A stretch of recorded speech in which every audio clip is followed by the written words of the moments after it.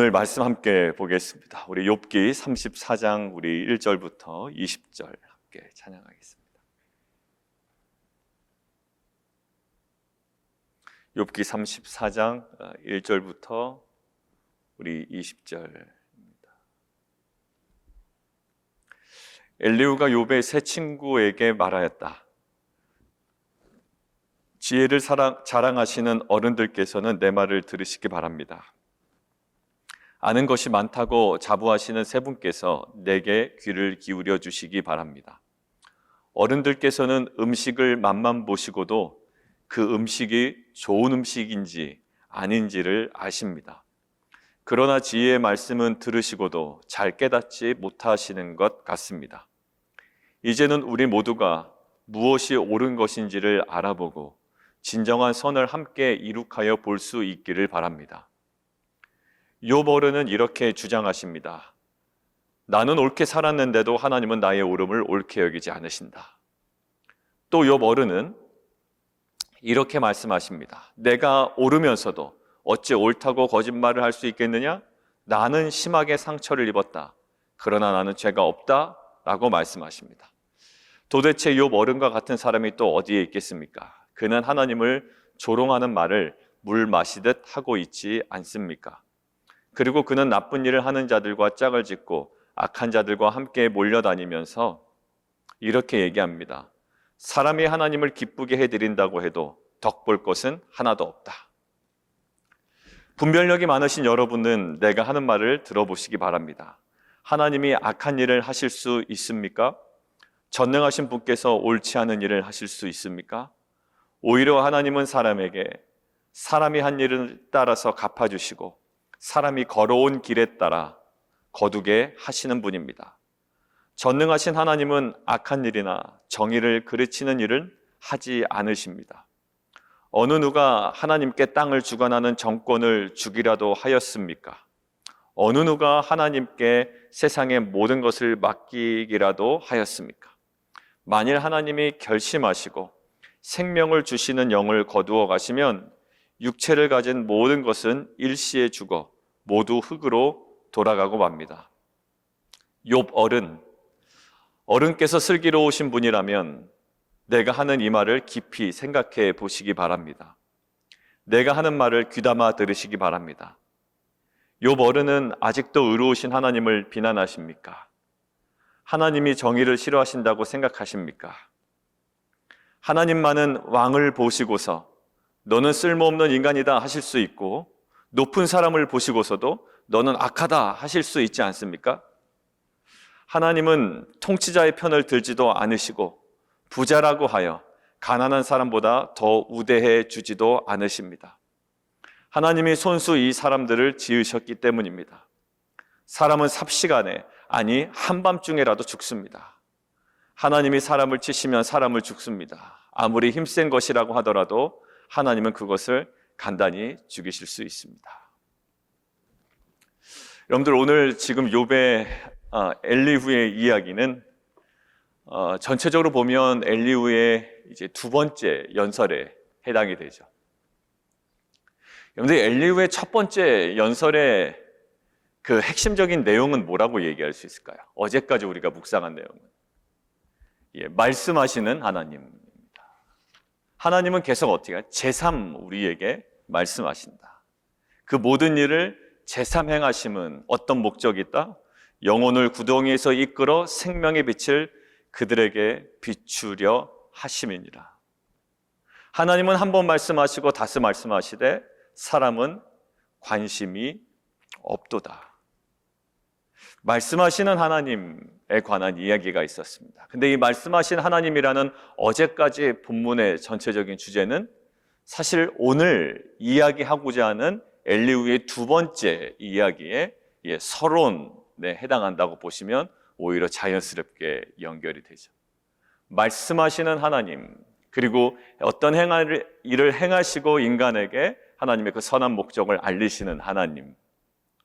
근데 그 하나님의 여러 가지 일들, 하나님의 그 말씀들, 하나님의 행하심 속에 지금 어디에 주목하고 있냐면 오늘은 제목처럼 하나님의 정의에 대해서 오늘은 이야기를 하고 있습니다.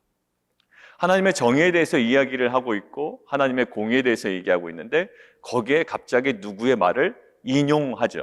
엘리후가 인용하는 자의 말은 바로 다름 아닌 욥의 이야기입니다. 완전 직접 인용도 하지만 간접적으로 그동안에 욥이 했던 일을 주의 깊게 계속 들었던 이 엘리후가 욥의 고백 속에, 욥의 진술 속에 녹아져 있는 욥의 생각을 이렇게 정리를 하는 장면입니다. 그게 5절에서 6절이에요.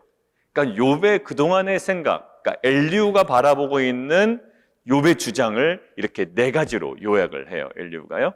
자, 한번 보시죠. 첫 번째 주장은 이겁니다. 나는 의롭다라는 거예요. 5절이죠.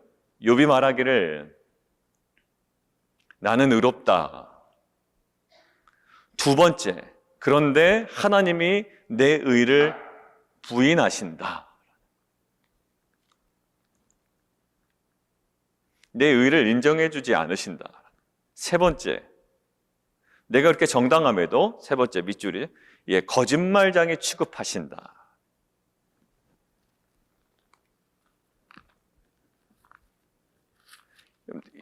이렇게 얘기한 적이 있을까? 욥기 한번 보시면 욥기 16장 여러분들 앞에 우리가 앞에 있는 그 본문이 없죠? 욥기 16장 8절을 보시면 주께서 나를 시들게 하셨으니 이는 나를 향하여 증거를 삼으심이라. 나의 파리한 모습이 일어나서 대면하여 내 앞에서 증언하리이다. 하나님께서 나를 시들게 하셨습니다. 나를 거짓말장애 취급하시는 것 같고요. 자, 그리고 네 번째, 화살로 상처를 입었다. 그리고 나는 희망이 없다. 자, 욥의 진술이 뭐라고요? 나는 의롭다. 그러나 하나님이 내 의를 부인하신다. 그리고 나를 거짓말장애 취급하시고 나는 그로 인하여 허물이 없음에도 불구하고 나는 상처를 입었다. 그리고 희망은 다 사라졌다라는 거예요. 이것을 엘리후는요, 무엇으로 보고 있냐면 비방이라고 보고 있습니다. 실절에 하나님을 향한 비방.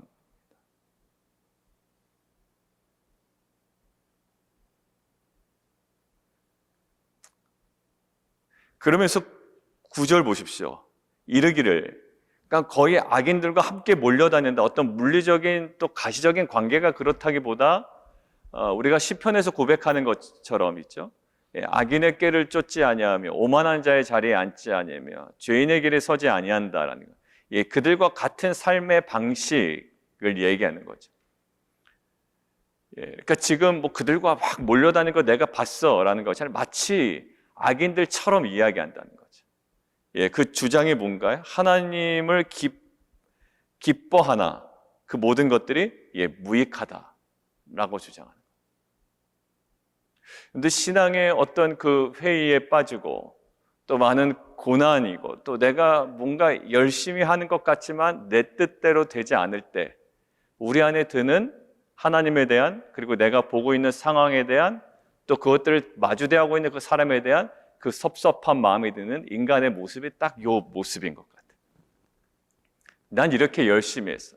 하나님을 기뻐하지만 나는 하나님을 기뻐하고 더 헌신하고 더 잘하려고 그러고 더 애쓰고 나는 더 노력하는데 어떻게 해요? 결과 아무 소용이 없구나라는 거예요. 여기에서 느껴지는 여러분들 한계가 뭘까요? 아무 소용이 없다라는 것은 누가 판단하는 거죠? 내가 판단하는 거예요. 무엇을 근거로? 하나님의 계획과 하나님의 선하심과 하나님의 정의와 하나님의 그 모든 섭리는 없고요. 내게 눈에 보이는 것.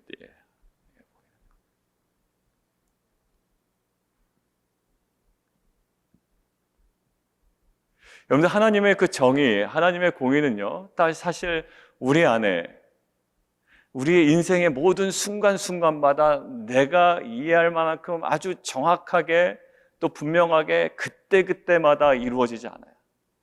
보십시오. 악인이 여전히 끝까지 존경받으면서 살다가 죽을 때도 있다고 우리가 이야기를 나눴고요. 그것은 어떻게 보면 이 땅에서 삶이 전부가 아니기에 그리고 우리는 더 궁극적인 영원한 삶이 있기에 이쪽에서만 끊어서 보면 우리가 이해할 수 없는 것들이 너무나도 많아요. 사실 그 욥의 고백 속에는 자신의 의로움과 또 그 하나님의 의를 부인한다, 거짓말쟁이 취급하신다, 상처를 입었다라고 얘기하고, 사실 욥의 정확한 진술은 아니지만 엘리후가 인식한 욥의 진술 속에 있는 약간의 간격은 있습니다. 간격은 있지만 보편적으로 엘리후가 지금 인식하고 있는 욥의 진술, 그리고 그 속에 담겨져 있는 하나님에 대한 이 상황에 대한 인식의 가장 그 안타까운 모습이 바로 그 구절이었던 거예요. 나는 하나님을 기뻐하지만 그 모든 것들이 무익하다. 지금 나에게 돌아오는 것은 아무것도 없다. 여러분들, 그 기독교 신앙이라는 게 뭘까요? 우리가 하나님을 왜 하나님을 기뻐할까요? 지금 요 구절의 신앙으로 보면 하나님을 기뻐하나 무익하다라는 거예요. 내가 하나님을 믿지만 나는 세상으로부터 인정도 못 받고 사람이 나를 인정도 하지 아니하고 내게 아무런 유익이 없다. 이 정말 표면적, 이 가시적인 상황에 우리를 도전하는 것과 이 기독교 신앙은 딱 마주대하고 있습니다. 바로 그것이 이제 우리가 계속 바라보고 있는 십자가. 주님은 항상 하나님을 갈망하셨고 하나님의 뜻대로 살아가기를, 그리고 하나님께서 이 땅에 보내신 목적대로 한 걸음 한 걸음 나아가셨어요. 예수님은 그렇다고 치고요. 사도 바울도 그랬고요. 베드로도 그랬고, 우리의 믿음의 선진들은 계속 그랬습니다. 그래서 우리 믿음의 선진들을 이야기하고 있는 히브리서에 보면 대부분의 그 사람들의 삶을, 또 그 믿음의 선진들의 삶을 보면 하나님을 바라고 하나님께서 계획하시고 하나님께서 지으시고 또 하나님께서 보게 하시는 것들을 향해 갔지만 사실 어떻게 해요? 현실적 유익이 그들에게 충분하게 적용되지는 않았던 삶을 살았던 거예요. 그럼 결국 기독교 신앙이 뭐냐? 이 땅에서 뭐 아무것도 누리지 말라는 거냐? 아니에요. 기독교 신앙의 핵심은요, 우리가 이럴 수 있고 저럴 수 있는 거예요. 상황은 고난을 당할 수도 있어요. 욥처럼. 또 그렇지 않을 수도 있습니다. 근데 그것이 나의 신앙의 어떠한 결정적 기준이 아니라 지금 오늘 찬양의 가사처럼 누구만을 바라며 하나님만을 바라며 하나님을 기뻐하나가 아니라 거기서 더 나아가는 것이 하나님을 내가 기뻐한다로 나아가는 거죠. 지금 나에게 유익이 없지만 이것을 우리가 기독교 신앙으로 되돌리면 어떻게 해요? 나는 나에게 지금 유익이 없지만 나는 하나님을 기뻐한다. 근데 우리는 나에게 유익이 없기 때문에 하나님을 기뻐하는 것도 오히려 다 소용이 없어진 것처럼 우리가 푸념하고 거기서 더 힘들어하지만 오히려 우리의 신앙을 새롭게 하는 능력은 뭘까요? 하나님을 기뻐하기 때문에 오히려 그 나에게 무익한 상황일지라도 오히려 그것들을 감당하고 내가 만족할 수 있는 것, 이것이 바로 기독교 신앙의 핵심인 줄 믿습니다. 오늘 함께 찬양했던 가사가 여러 가지 상황들을 다 종식시킬 만한 그 은혜가 됐던 것은 뭐냐면 정말 그 주님을 바라며, 가사 제가 잠깐 볼까요? 주를 향한 나의 사랑을 고백하게 하소서. 아름다운 주의 그늘 아래 살며 주를 보게 하소서. 주의 말씀 선포될 때에 땅과 하늘 진동하리니. 오늘 하나님의 그 주권이 뒷부분에 나오잖아요. 나의 사랑 고백하리라, 나의 구주, 나의 친구. 부드러운 주의 속삭임 나의 이름을 부르시네. 주의 능력, 주의 영광을 보이사 성령을 부으소서. 메마른 곳 어떻게 된다고요? 거룩해지도록 내가 주를 찾게 하소서. 여기서 보면 현실적인 유익이 어떠한 것도 드러나지 않아요. 가사 속에. 오직 이 고백 속에 담겨져 있는 것은 하나님만을 향한 계속적으로 나아감, 거기에 다가감, 그리고 그 관계 속에서 뭔가 회복되고 그 안에서 누려지는 그 능력, 감당할 수 있는 그 은혜가 이 고백 속에 충분히 담겨져 있죠. 사실 신앙은 거기로 돌아가는 겁니다. 바람에 나는 겨와 같은 인생이 아니라 정말 우리가 그 유익을 따라간다면 악인의 길에 서게 되는 거예요. 죄인의 길에 저희가 들어서게 되는 거, 오만한 자의 자리에 자꾸 앉고 싶어지는 거죠. 왜? 그것이 형통해 보이고 유익이 있어 보이기 때문에. 그러나 신앙은요, 그것이 그렇지 않다는 거. 아무리 그것이 형통해 보이고 매력적으로 보이고 나에게 현실적인 유익을 준다 하더라도 가장 궁극적인 우리의 원인이 되시고 또 우리의 기쁨이 되시는 그 주 앞에, 말씀 앞에 뿌리 내리는 거예요. 그 관계 속에서 주어지는 생명력. 그러니까 사실 신앙이 불안한 것은 왜 불안할까요? 뿌리 내릴 곳에 정확하게 뿌리를 내리고 있지 못하기 때문에 어떤 거예요? 시편에서 말씀처럼 바람에 나는 겨와 같은 거예요. 사실 이 복원력이 우리에게는 뛰어납니다. 어떤 사람 때문에, 상황 때문에 힘들 수 있죠. 힘들지 않은 상황을 겪는 그런 상황에 전혀 겪지 않는 사람은 없어요. 그러나 우리가 정말 인생에 너무나도 힘든 상황 가운데 있을 때 우리가 회복할 수 있는 그 능력은 어디서 나오냐면 그 하나님을 기뻐함으로. 그래서 그 장로교단이 고백하는 그 소요리 문답 중에 하나가 정말 하나님을 기뻐하는 거예요. 하나님을 정말로 기뻐하는 것, 그 복음 안에서 하나님을 그 누리는 것, 이것이 신자의 특권이자 영광인 줄 믿습니다. 그것을 기뻐하는데도 나에게 무익하다가 아니라 그렇기 때문에 그 무익함마저도 내가 감당할 수 있는 거예요. 내가 하나님을 기뻐하고 하나님을 사랑하기 때문에 내게 주어지는 무익함마저도, 내게 보이는 정말 그 무익함마저도 감당할 수 있는 귀한 빛과 소금 공동체가 되기를 주님의 이름으로 축원드립니다. 자, 지금 어디까지 이야기하냐면 하나님은 어떻게 돼요? 악을 행하실 수 없다. 아무리 너가 무익하게 보여도 10절과 11절은요. 전능자는 결코 불의를 행하지 아니하신다. 사람의 행위를 따라 갚으사 각각 그의 행위대로 받게 하신다라고 하죠. 자, 하나님은 정의롭다. 하나님은 악을 행하실 수 없다. 불의를 행하지 아니하신다. 라는 그러면 근거가 있어야 되잖아요. 하나님은 이러신 분이야 라고 할 때 왜? 하나님은 어떻게? 라고 할 때 12절부터 15절까지가 전체적으로 우리가 읽어보면 이런 겁니다. 하나님은 하나님이시다라는 거예요. 되게 어떻게 허망한 이야기처럼 들릴 수 있습니다만 우리가 교리과정 공부할 때 순환 논리 이야기했죠. 우리가 순환 논리로 간다. 왜? 마지막 궁극의 지점에 가면 순환 논리처럼 보이는 진술이 아니고서는 설명할 수 없다라고 이야기를 했어요. 그게 우리가 무언 얘기할 때 얘기했죠? 성경의 권위를 이야기할 때 얘기했습니다. 성경이 왜 권위가 있냐라고 이야기할 때 눈을 씻고 찾아봐도 마지막 지점에 가면 어떤 대답밖에 할 수 없다고요? 성경이 그것을 그렇게 인정하고 있기 때문에. 뭐야? 마치 이런 것과 같아요. 어떤 사람이 죄를 졌습니다. 근데 이 사람이 자신의 무죄를 주장하는 거예요. 법정은 뭐예요? 증거주의입니다. 증거가 있어야 돼요. 근데 이 변호사가 이렇게 얘기합니다. 판사가 물어보니까 저 사람이 왜 무죄입니까? 라고 물어보는데 변호사가 이렇게 대답하는 거죠. 그 사람이 자신이 무죄라고 주장하기 때문에 무죄입니다. 여러분들 일반 사회에서는요, 이거 굉장히 근거 없는 얘기예요. 왜? 이 사람을 무죄라고 입증할 만한 증거가 있어야 돼. 그게 권위입니다, 법정에서는. 그리고 그 사람이 그 자리에 없었다, 그 범죄 현장에 없었다라고 주장해 줄 수 있는 목격자가 법정에서는 권위라고요. 그런데 성경의 권위를 기독교에서는 어떻게 얘기한다고요? 성경이 스스로 권위 있다고 이야기하기 때문에. 여러분들 이것은 왜 그럴까요? 만약에 성경이 권위 있다고 누군가가 그 권위를 인정해 주는 순간, 여러분들 그 성경보다 그 성경의 권위를 인정해 주는 사람이 더 권위 있어지는 거죠. 그럼 우리는 성경에 최종 권위를 둘 수가 없게 됩니다. 그럼 어떻게 돼요? 그냥 그 사람에게 모든 권위를 드려야 되는 순간이 생기게 되는 거예요. 마찬가지예요. 하나님이 왜 정의로우시냐?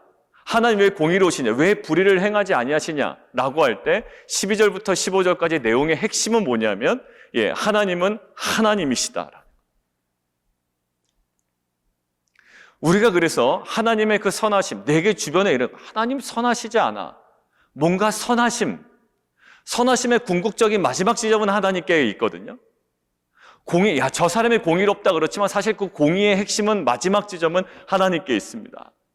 자, 그런데 선하심을 부정하고 하나님의 통치하심을 부정하고 의로움과 정의에 대한 의문점을 계속 던지는 것은 지금 12절과 15절을 근거로 결국 뭐냐면 단순한 선하심에 대한 도전이 아니라 이것은 나에게 정의롭지 않아.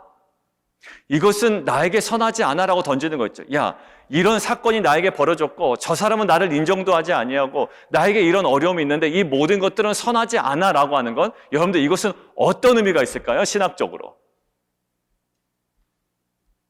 단순히 이것은 선하지 않아라고 나의 판단의 어떤 일부분이 아니라 무엇이에요? 하나님의 존재를 부정하는 거라는 거예요. 왜? 선하심과 정의와 모든 것들을 보다 하나님의 선하심, 하나님의 통치하심, 하나님의 정의로움이거든요. 다시 돌려서 우리가 에덴 동산의 모습을 볼까요? 여러분들 선악과 그거 선하지 않아 라고 우리는 생각을 할 수가 있어요. 왜? 선악과 괜히 만들어서 하나님께서 죄짓게 하셨고 선악과가 있음으로 해서 오히려 유혹이 됐고 여러분들 우리 생각은요 선악과 하나도 선하게 보이지 않아요. 안 만들었으면 좋았다. 우리는 이렇게 생각하는 거예요. 그 근저에 어떤 생각이 있나요? 선악과 선하지 않아. 여러분들 선악과의 존재가 선하지 않다라고 하는 것은 여러분들 무엇을 부정하는 거라고요? 단순히 이것이 선하다 선하지 않다라는 것이 아니라 그것들을 만드신 선악과를 만드신 하나님의 존재와 하나님을 부정하는 거라고요. 그러니까 결국 우리가 지금 하나님은 하나님이시다라는 이 엘리후의 그 진술 속에 정말 우리가 딱 서야 되는 부분이 있는데 사실 우리는 수많은 판단을 하고 있거든요. 이건 정의로워. 저거는 아니야. 라고 수많은 우리의 생각 가운데 내 주변에 일어나고 있는 상황들 이것들은 나한테는 불리하고 나에겐 일어나서는 안 됐었어. 일어나면 안 돼야 되는 일이야. 그리고 저 사람은 나에게 저렇게 행동해서는 안 됐었어. 이 모든 것들을 통해서 하나님은 여전히 선하게 역사하고 계신다는 거예요. 왜? 뒷부분에 하나님은 어떤 분을 강조하시까? 하나님은 왕에게라도 너 무용지물이다라고 이야기하시고 지도자들에게도 악하다고 이야기하시고 고관들을 외모로 판단하지 아니하시고 가난한 자들 앞에서 부자를 높이시는 분도 아니에요. 어느 것에 영향을 받지 아니하시는 분이 지금 나의 인생 가운데 내가 이해할 수 없는 상황 가운데 다가오실 때 우리는 뭐라고요? 그때 고백하는 건 뭐래요? 그래도 하나님의 선하시다. 하나님은 정의로우시다. 하나님은 불의를 행하지 아니하신다. 어디? 내 인생 가운데. 이 고백이 있어야 뭐냐? 하나님은 하나님이시다라는 고백을 하는 자의 모습이라는 거예요. 우리는 수많은 판단, 여러분들 어떤 것이 여러분들의 신앙을 다운시킵니까? 실은 내가 겪고 있는 상황 때문에 내가 다운되지 않아요. 그 상황에 대한 나의 판단이 오히려 나를 힘들게 한다고요. 어떤 사람은 동일하게 어려움 당해도요, 오히려 그래, 이겨내야지. 그렇지, 이 모든 것들 가운데 하나님의 선하심이 있다라는 그 확신 속에 살아갈 때도 있어요. 그러나 사실 동일한 상황 가운데 있더라도 그것들을 내가 하나하나 하나님과는 상관없이 내가 판단하며 나아갈 때 사실 굉장히 힘들어집니다. 한번 생각해 보세요. 아내가 나를, 또 주변 사람이 나를, 저 사람의 시선이 나를, 이 모든 상황이 나를, 여러분들 이것 때문에 이거 나한테 불의하다, 이거 나한테 선하지 않아, 이거 나를, 여러분들 이 상황 가운데 계속 노출된다고 생각해 보십시오. 하나하나가 너무 힘든 인생이 되는 거예요. 근데 사실 심지어 가족에 너무 어려운 일에 당할지라도, 또 내 주변에 내가 이해할 수 있는 상황 가운데 내가 노출되더라도 그 가운데 지금 나의 고백은 뭘까요? 하나님은 선하시다. 왜? 하나님이 하나님이시기 때문에. 그분 어떤 분인데 왕에게라도 무용지물이라고 이야기하고 지도자들에게도 너 악하다라고 이야기하고 외모로 판단하시거나 그가 재력이 있다고 더 세우시는 분도 아니고 부자의 낯을 가난한 자들 앞에서 높여주시는 분도 아니고 오히려 뭐래? 이 만물을 모든 것들을 지으시고 통치하시는 분이에요. 어떤 인간의 영향력에도 좌우되지 아니하고 상황에 좌우되지 아니하시는 분이다라는 거예요. 여러분들 우리가 정말 그 마지막 지점, 뭔가 해결이 되지 않을 때 우리가 돌아가야 되는 마지막 지점 뭘까요? 하나님은 하나님이시다. 이 고백이 하나님을 내가 기뻐할 때 그 어떤 것도 내게 유익하지 않아 라는 고백이 아니라 오히려 그것이 반대로 돼서 내게 무익해 보이는 환경에 내가 있을지라도 내가 하나님을 기뻐함으로 이것들을 감당할 수 있는 귀한 공동체가 되기를 원합니다. 오늘 그래서 욥에게 16절부터 이야기를 하고 있는 거예요. 만일 내가 총명이 있거든. 자, 여기서 왜 16절부터 욥에게 이야기하는 것을 얘기하냐면 그 앞에까지는 그 동사가요, 복수형 동사가 쓰이고 있다가 16절부터 이제 단수형 동사로 바뀝니다. 히브리어 동사가. 그래서 학자들이 정말 이것들은 공통적으로 16절부터는 이제 욥에게 집중해서 이야기를 한다고 이야기해요. 그건 앞에서도 보였죠. 욥이 친구들에게 먼저 이야기를 합니다. 너 어떻게 정죄하고 그렇게 아무 소리도 못하고 있느냐라고 친구들에게 얘기하고 그 다음에 욥에게 이야기를 했던 장면. 그리고 마찬가지로 지금도 그 욥의 친구들 그리고 혹 주변에 있을지 모르는 사람들에게 이야기를 하고 지금 16절 욥에게 이야기하고 있는 장면이에요. 자, 17절입니다. 정의를 미워하시는 이시라면 어찌 그대를 다스리시겠느냐. 의롭고 전능하신 이를 그대가 정죄하겠느냐. 사실 우리는 하나님을 정죄하진 않는다라고 이야기를 하고 하나님을 향하여 내가 도전하지 않는다라고 생각을 하지만 하나님을 향하여 도전하고 하나님을 정죄한다라고 하는 그 실체가 오늘 명확해졌습니다. 뭘까요? 상황에 대한 판단이에요. 무섭습니다. 이 판단은. 오늘 전체를 보니까 욥이 막 하나님께 막 대놓고 이야기할 때도 있지만 사실 그 모든 것들을 판단하고 욥의 친구들을 판단하죠. 근데 그게 바로 이제 에덴 동산의 모습이었던 거예요. 선악과 그래 먹으면 하나님처럼 된다. 하나님처럼 될 것 같아요. 먹지 않는 게 선한 것이 아니라 먹는 것이 선해 보이는 겁니다. 여러분들 이 도전을 우리는 계속 받아요. 분명히 하나님의 말씀은 먹지 말라라고 얘기했잖아요.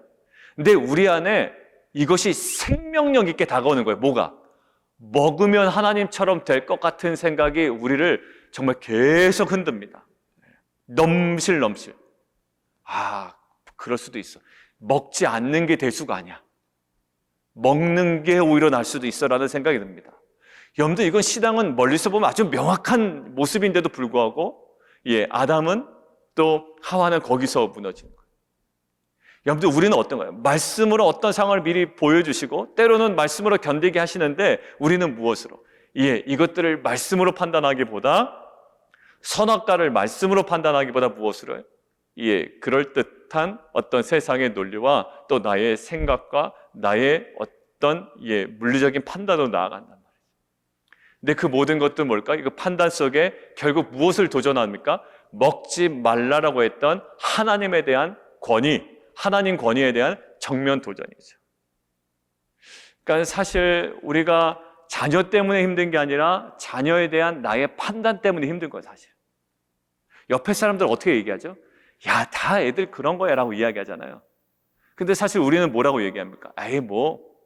옆에 있는 사람이니까 그렇게 얘기할 수 있겠지라고 얘기하지만 사실 실은 그 옆에 있는 그 사람의 조언이 우리에게 더 결정적일 수가 있어요.